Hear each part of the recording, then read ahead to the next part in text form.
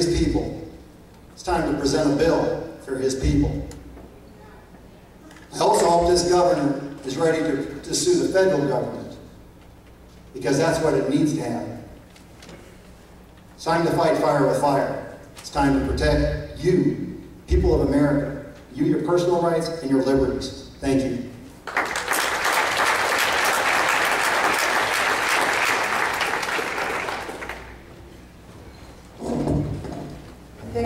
From Chair of Greenwood County.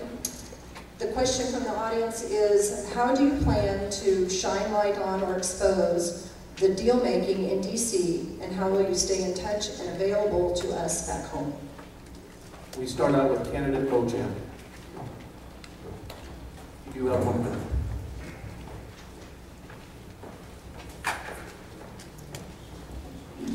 You get the deal-making exposed simply by letting the rest of America know what those deals are. You're sitting in those committees, you see what's happening. When you see legislation on the House floor, there's no constitutional authority for that legislation. It's your job to point that out while you're on the House floor. Let America know that you're the one who's telling them exactly what's constitutional and what's not constitutional. And then America can sit back and watch what their congressman or their congressman does when it comes to voting whether or not they approve that legislation. I can't control District 20 in Ohio, but I can sure point out to the American people what the representative from Ohio is doing. And you do that by making yourself available. I know this is going to sound odd to everybody in the audience. One of the ways that I've stayed in contact with everyone is I actually hold town halls where I show up in person. And it's a novel idea, one that's been lost on our current representation. When you call me, I actually call you back. When you send me an email, I'll send you an email back. A lot of people have my cell phone. That number's not changing. I will be available to the people, because I work for the people.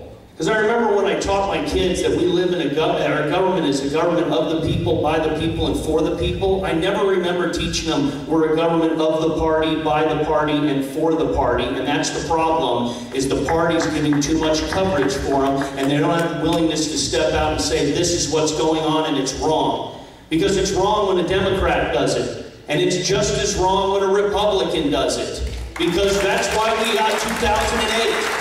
Because we had the wrong Republicans in office in 2006. And they helped pave the way for this administration to say, well, the other guys did it, so will we. Well, I'll let you know who the other guys are, and I'll let you know who the guys are in our own party. Because it's high time we bring something back to Washington, D.C., and that's accountability. And we don't have it, but we'll get it back after you put me in office. Thank you very much.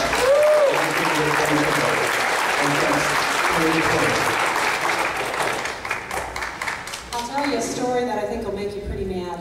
About 6 months ago, armed with the information that the fiscal day of reckoning comes to our country in about July of 2016, when we become Greece, if this fiscal house isn't fixed.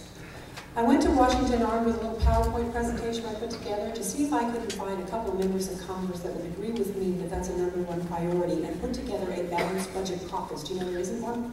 There's a caucus for about everything else. You know, every grievance group, they got a caucus. Members of Congress dedicated to working on that. There is no balanced budget caucus in Congress. So I did. I found a conservative Republican who agreed with me and said, I'll form one. I found a blue dog Democrat who agreed with me and said, I'll form one. We'll do this together. So the day that they went to actually make it official and get all the paperwork done to do that exact thing, both of them, by the powers that be in Washington, got called on the carpet, and they caved. We didn't do it. And I said to them, why didn't you call up Bill O'Reilly? Why didn't you go on Glenn Beck? Why didn't you call up Rush Limbaugh and tell the truth to the American people about what's going on in Washington? That's what we need. We need light of day. We need fighters. We need people that will tell the truth to the American people. And that is the type of member of Congress I will be. I will be a fighter for the folks back home, a fighter for America. I don't want to be the first generation of Americans, as I said, to turn this over to my grandkids in worse shape than I found it. And that's the type of fighters we need in Washington. I agree with my colleague over here, Bojo, because I can't pronounce my last name either, in term limits. But you know what? Here's how we get to term limits. We do congressional pension reform. We stop making an advantage to stay so long. We start making a disadvantage to stay so long. We need things